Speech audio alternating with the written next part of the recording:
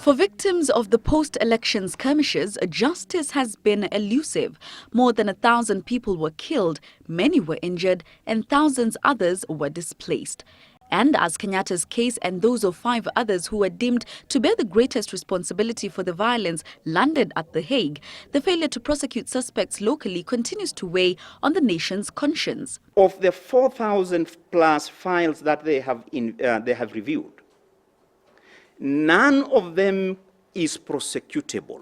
None of them. And that is the fact, the sad and painful fact. An admission from the Director of Public Prosecutions in February this year that would make it clear that most of the perpetrators accused of various crimes would not face the long arm of the law, at least locally.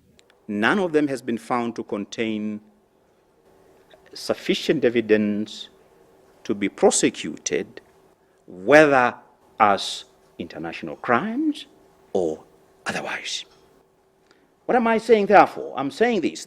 The sad and painful truth, and we must face it, is that at present there are no cases arising out of the PEF that can be prosecuted before the ICC. Poor investigations would largely inform the lack of evidence to sustain local prosecution. A number of cases that were taken to court were thrown out by the courts for lack of evidence. Still, in his address to Parliament Monday, President Uhuru Kenyatta outlined the efforts made by his administration to assist victims.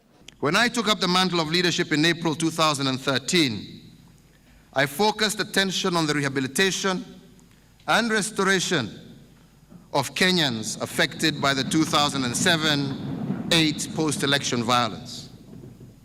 My government resettled all the remaining registered households that were still in camps.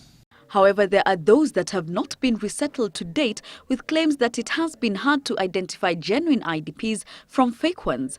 And so victims continue to wait, their focus turned to the ICC. The legal representatives in the 2 cases continue to argue that they too want justice done. Jackie Maribe, Citizen Business Center.